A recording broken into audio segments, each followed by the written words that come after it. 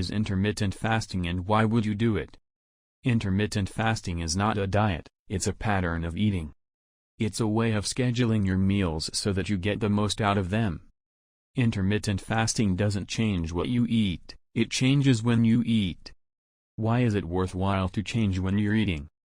Well, most notably, it's a great way to get lean without going on a crazy diet or cutting your calories down to nothing. In fact, most of the time you'll try to keep your calories the same when you start intermittent fasting. Additionally, intermittent fasting is a good way to keep muscle mass on while getting lean. With all that said, the main reason people try intermittent fasting is to lose fat. We'll talk about how intermittent fasting leads to fat loss in a moment.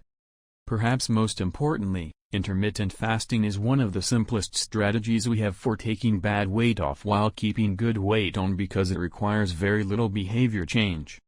This is a very good thing because it means intermittent fasting falls into the category of simple enough that you will actually do it, but meaningful enough that it will actually make a difference. How does intermittent fasting work? To understand how intermittent fasting leads to fat loss, we first need to understand the difference between the fed state and the fasted state. Your body is in the fed state when it is digesting and absorbing food. Typically, the fed state starts when you begin eating and lasts for 3 to 5 hours as your body digests and absorbs the food you just ate. When you are in the fed state, it's very hard for your body to burn fat because your insulin levels are high. After that time span, your body goes into what is known as the post-absorptive state, which is just a fancy way of saying that your body isn't processing a meal.